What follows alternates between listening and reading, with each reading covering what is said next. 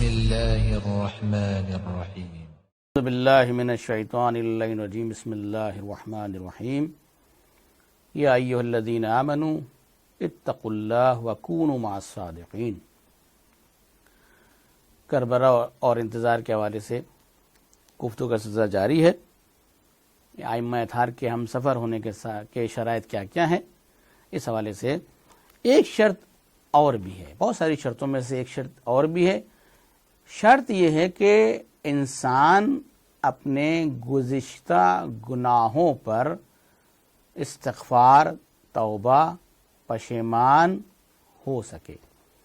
یہ بھی شرط اساسی ہے. بہرحال انسان جائز الخطا ہے، انسان سے خطا ہو سکتی ہے، انسان گناہ کر سکتا ہے، انسان سے گناہ ہو سکتا ہے. لیکن جو ائمہ اطہار کو پسند ہے، امام حسین علیہ السلام کو پسند ہے، جو خود خدا کو پسند ہے، وہ انسان کا نادم ہونا، یہ انسان کا شرمندہ ہونا اپنے گناہوں پر.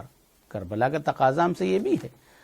اب کئی موارد ہیں، میں ایک موارد آپ کے سامنے گنواؤں گا، لیکن توبہ کی کتنی ارزش ہے، توبہ کتنی اہمیت ہے، میں بہت زیادہ گفتگو نہیں کر سکتا، دامن وقت میں گنجائش کم ہے. لیکن توبہ کو قرآن مجید نے کئی آیات کے ذریعے سے بیان فرمایا ہے. الم یعلموا ان اللہ هو یقبل التوبہ عن عبادہ وَيَأْخُذُ الصَّدَقَاتِ وَأَنَّ اللَّهَ هُوَ التَّوَّابُ الرَّحِيمُ.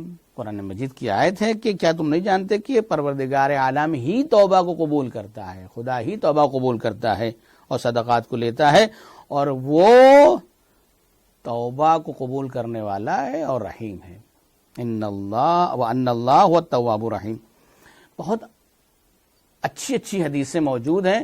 انسان اگر توبہ کرتا ہے، انسان اگر استغفار کرتا ہے، اگر انسان نادم ہوتا ہے، پشیمان ہوتا ہے، شرمندہ ہوتا ہے، پیغمبر اکرم کی ایک حدیث ہے، میں آپ کے سامنے پڑھنا چاہ رہا ہوں. اللہ افرح بتوبت عبدہ، یعنی پروردگار عالم بہت زیادہ خوشحال ہوتا ہے اپنے بندے کے توبہ کرنے سے. من العقیم الوالد، یعنی اس سے زیادہ خوش ہوتا ہے کہ جیسے کسی کا اولاد نہیں ہو رہی ہے، کسی کے بچہ نہیں ہو رہا ہے، بچہ ہو جائے خوش ہوتا ہے، لیکن خدا اپنے بندے کے توبہ کرنے سے اس سے زیادہ خوش ہوتا ہے. کہ کوئی چیز کھو گئی ہے، مل جائے، خوشی ہوتی ہے، لیکن خدا اس سے زیادہ خوش ہوتا ہے اگر کوئی بندہ اس کا استغفار کر رہا ہوتا ہے، توبہ کر رہا ہوتا ہے. اور اسی طریقے سے اگر کسی کو پانی مل جائے، پیاسا کتنا خوش ہوتا ہے، لیکن خدا اس سے زیادہ خوش ہوتا ہے اپنے بندے کے توبہ کرنے کے حوالے سے. یہ ہے. کربلا میں بھی امام حسین السلام نے مستقل، یعنی جا کر فوج کے سامنے جو خطبہ دے رہے ہیں وہ یہی کہ توبہ کر لو، استغفار کر لو، پشیمان ہو جاؤ، نادم ہو جاؤ، میں سب کو بخش دوں گا. یعنی جو ایک اور ہے عبداللہ ابن حر جعفی، جس نے یعنی امام حسین السلام خود پہلے اپنے ایک صحابی کو بھیجا اور ان صحابی نے جا کے کہا کہ امام حسین تم کو بلا رہے ہیں، نصرت کے لیے بلا رہے ہیں، اگر تم پہنچ جاؤ گے، اگر تم چلے جاؤ گے تو تم دنیا اور آخرت دونوں میں سرخرو ہوگے. اب وہ نہیں آیا تو امام حسین السلام خود گئے ہیں، اور خود جانے کے بعد امام حسین علیہ السلام نے اس سے یہ ارشاد فرمایا ہے کہ تمہارے گناہ بہت زیادہ ہیں، آیا تم چاہتے ہو کہ تمہارے گناہ دھل جائیں، پاک ہو جائیں؟ تو اس نے کیا کرنا پڑے گا؟ امام نے ارشاد فرمایا کہ تمہیں رسول کی بیٹی کے بیٹے کی نصرت کرنی ہوگی، یعنی میری نصرت کرنی ہوگی. آیا تم نہیں چاہتے ہو کہ تم میری نصرت کرو اور میرے دشمنوں سے جنگ کرو میرے ساتھ، تو تمہارے گناہ معاف ہو جائیں گے. لیکن یہ شخص اتنا بدبخت تھا، یہ کہہ رہا میری تلوار لے لیجیے، میرا گھوڑا لے لیجیے.